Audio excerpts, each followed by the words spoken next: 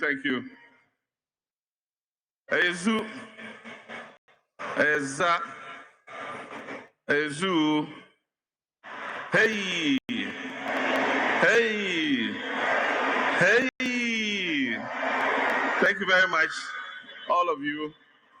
Chairman of the Council of Elders of our great party, members of the Council of Elders, National Executive Committee members, our running mate for the 2020 election, leader of the NDC group in Parliament, Honorable Haruna Idrisu, and your members of Parliament, our national chairman, our general secretary, fellow colleagues from sister parties, members of the NDC diaspora who have paid airfares to be here with us. I appreciate you, and delegates.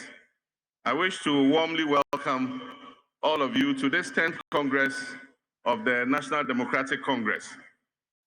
Let me begin by expressing my appreciation to our sister parties for the fraternal messages that they brought.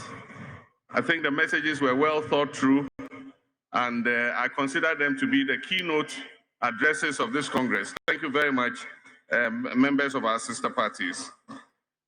I start this speech with one quotation from the Bible, and that's Romans 8:31. And it says, if God be for us, who can be against us? And then another quote from a very famous hymn, Begone Unbelief, and that is the end of the first stanza, which says, with Christ in the vessel, I smile at the storm. Delegates, ladies and gentlemen, all too soon, 4 years have elapsed since we last gathered to elect leaders to various national executive positions of the party.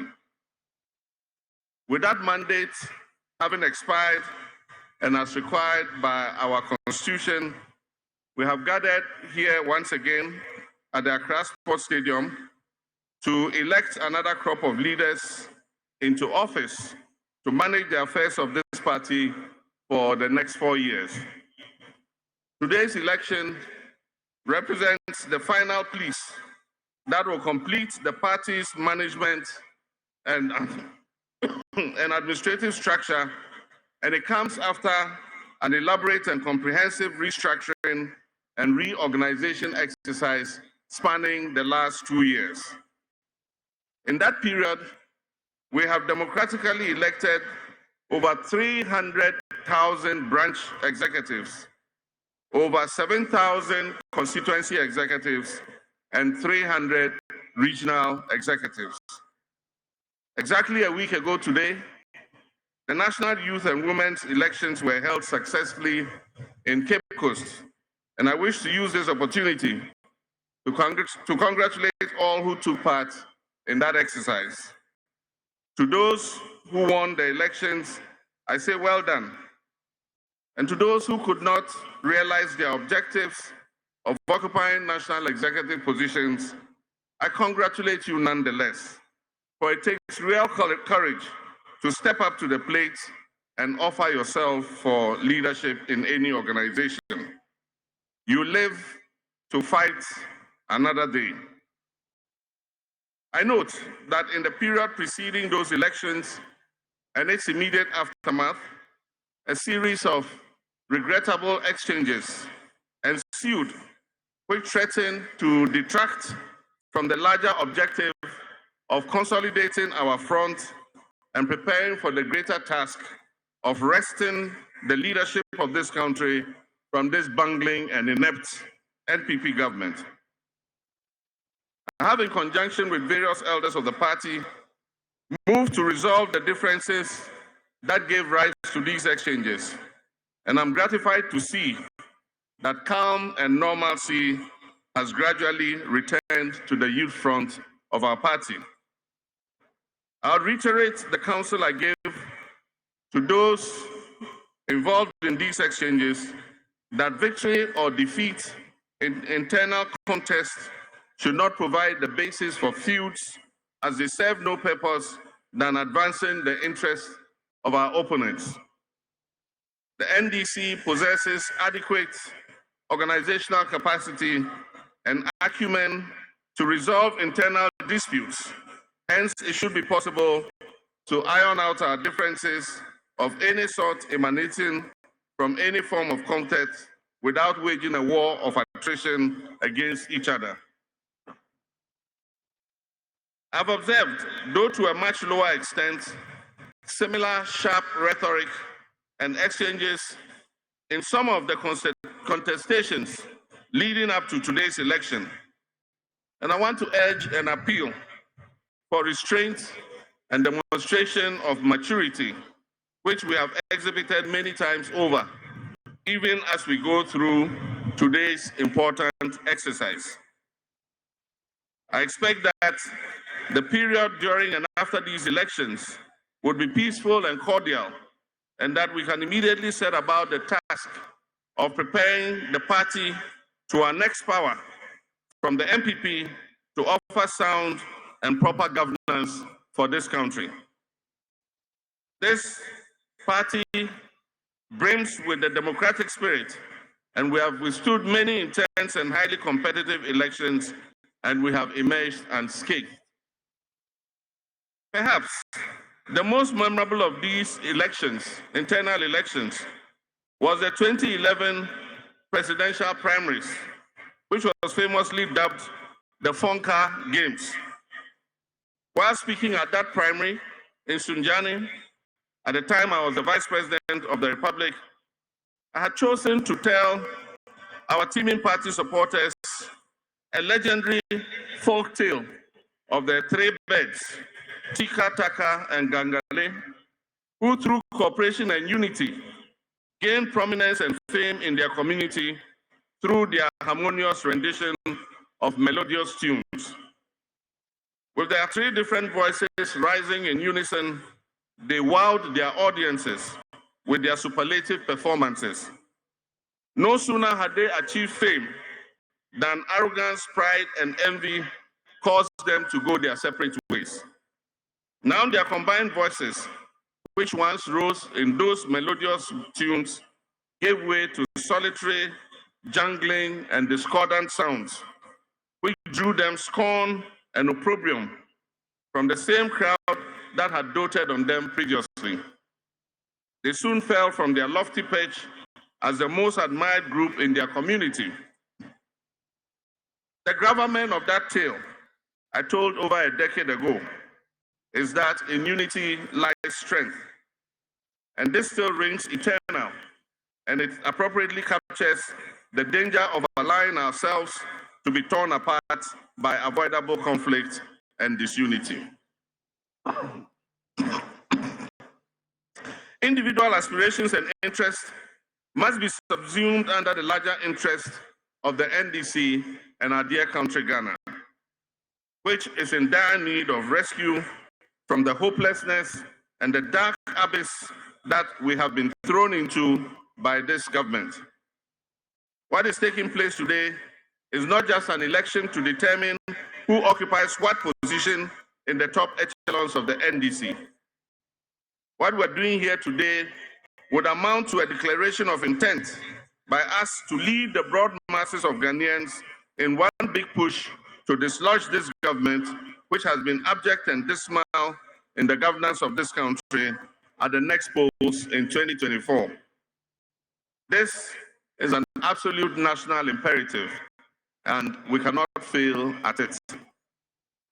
At this point, allow me, ladies and gentlemen, to appreciate the hundreds of thousands of friends, supporters, and members who responded to my call to support our fundraising for this 10th National Delegates Congress. Even though our call for support came rather late, I'm happy to announce to you that through small mobile money payments of 10 Ghana cedis each, donations and deposits into our National Congress account, we received a total of 1,083,000 cedis in 12 days.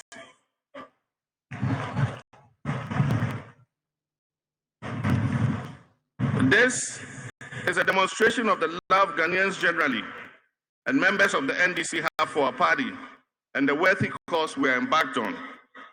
I also wish to express my appreciation through this medium to other donors who wish to remain anonymous, but who helped us to make up the shortfall in our budget for this Congress. We also received material donations, including bags, thousands of bags of water, rice, event logistics, and other non-monetary gifts to support the Congress. To all such donors, I stand on behalf of the party and say to you, Ayiko, thank you. I want to use this opportunity to demonstrate to all that there's a fundamental responsibility on our part, especially as executives and party supporters, to help finance the party. We cannot leave party financing on the shoulders of just a few people. To buttress this point, I wish to pay tribute and salute our chairman of Trifu Ati Mokwa constituency in the Central Region, Mr. Hakim Adai, who I noticed while going through the list of people who donated to this Congress. Mr. Hakim Adai, chairman of Ati Mokwa Central Region, made a cash donation of 10,000 Ghana cedis through his local GCB branch to our Congress account. Mr. Hakim Adai, I salute you. Thank you very much. And I wish to personally meet you, to shake hands with you after this opening ceremony. So look out for me. Ladies and gentlemen, the good people of Ghana have suffered 6 years of appalling misrule, corruption, waste, arrogance, nepotism, and abuse of office, human rights violations, and economic mismanagement never before seen in our history. Pain and anguish have swept through the land and left in their wake a people buffeted on all fronts who need all the inspiration and hope we can master. 6 years of reckless and irresponsible mismanagement of the economy has rendered our people broken and struggling to survive from one day to the next. The Akufo-Addo and Bawumia government have supervised the worst economic conditions in several decades and brought upon us hardship that an entire generation of our population has never witnessed before in all our existence. The life savings of Ghanaians, their business capital, their pensions, and the very survival of our commercial banks and insurance companies are threatened by the first debt restructuring ever undertaken by our country. And this is because of the reckless borrowing of the finance minister and the economic management team led by His Excellency the Vice President. 0% in 2023, a measly 5% and 10% interest will be paid in 2024 and 2025, respectively, with minimal installments of principals due for payment to be made over a 5 to 15-year period. Meanwhile, several individuals and pensioners cannot guarantee that they will be alive by 2037 to see the final 41% maturity of their principal. Our dear country Ghana, that has been a poster boy of democracy, good governance, and economic progress, stands on the brink of bankruptcy and economic ruin. Yet, we have a president who enjoys spouting the rhetoric of self-respect and restraint from begging Western nations for support. And yet he has spent the last several weeks on the telephone with Western leaders, asking them to beg the IMF to grant Ghana the recently announced staff-level agreement for an extended credit facility. Our dear nation has never been so put to shame and come close to being a beggar nation as we are today. And yet, this is the same person who only yesterday said, Ghana enye ohiaman, yet is sikaso ekom dear.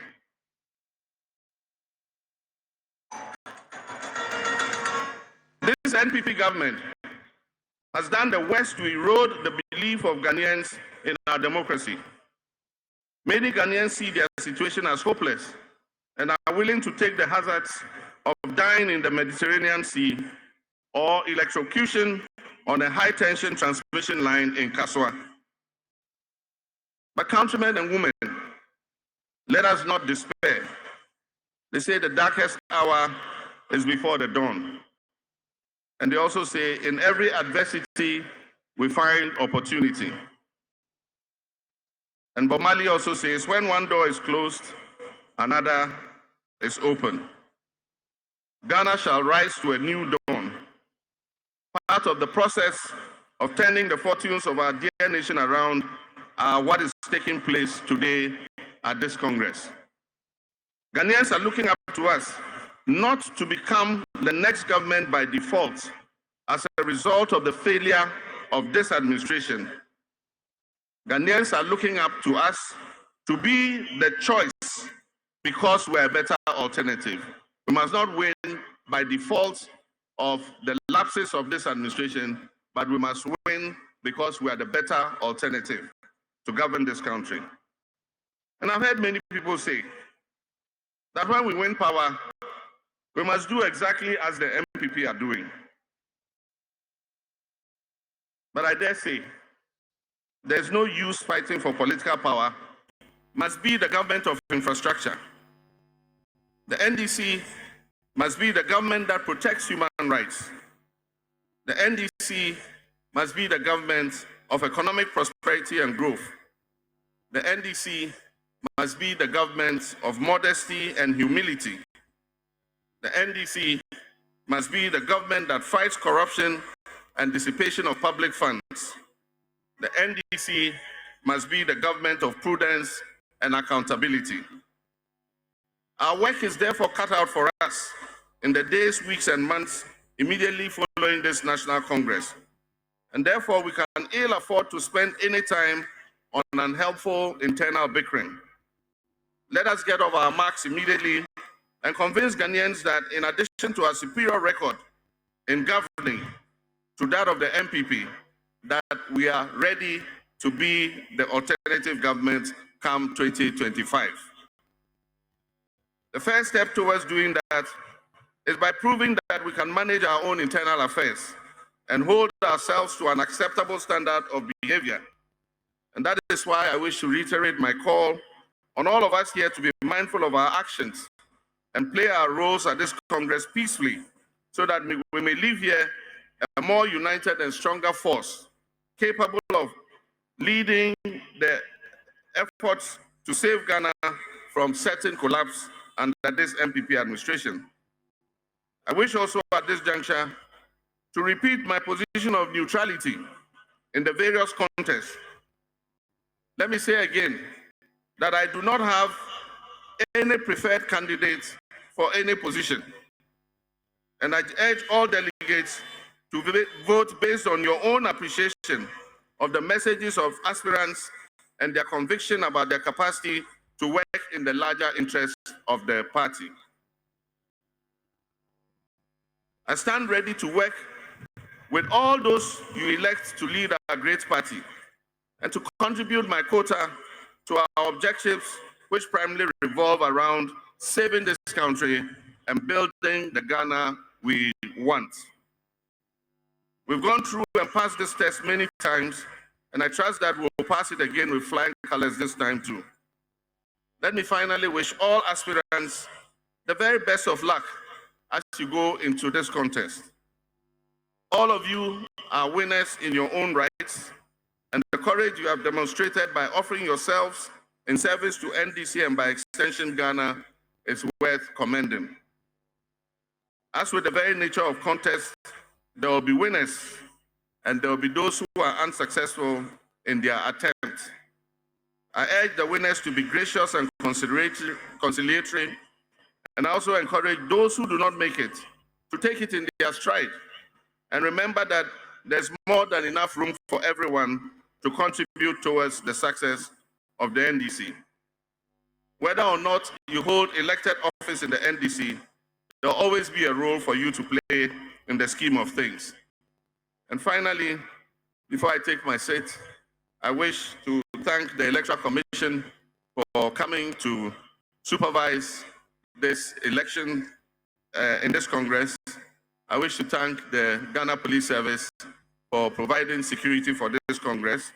And I wish to thank the media who are giving us live coverage for all that you're doing for us. May God bless you, and I wish everyone a successful Congress. Thank you very much.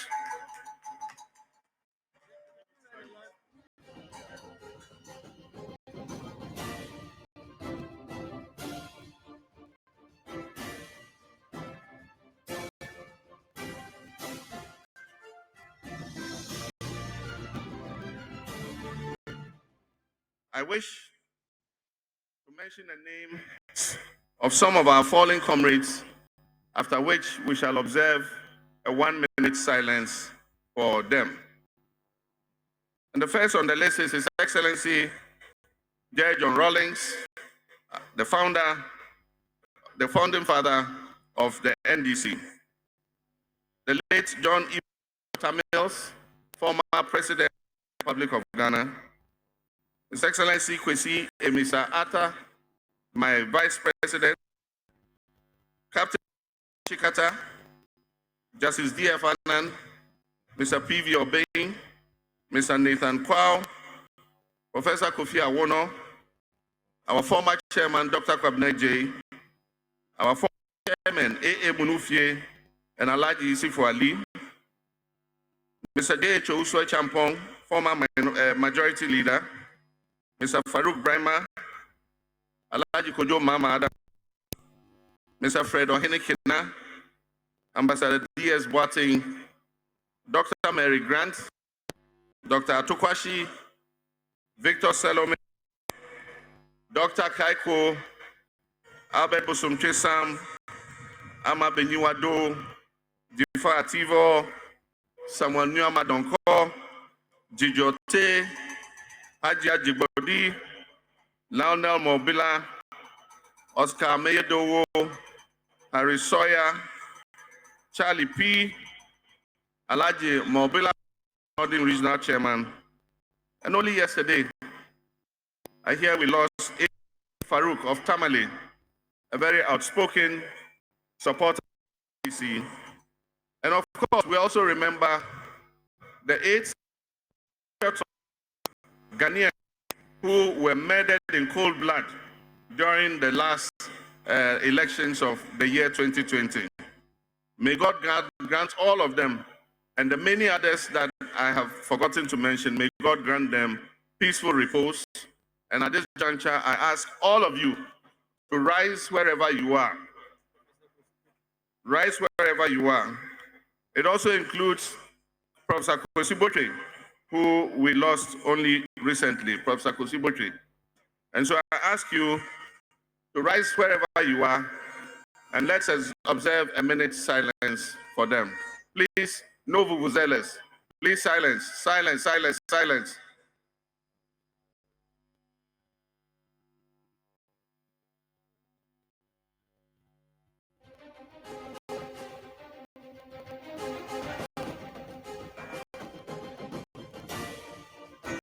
May the souls of the faithfully departed rest in peace. I thank you very much.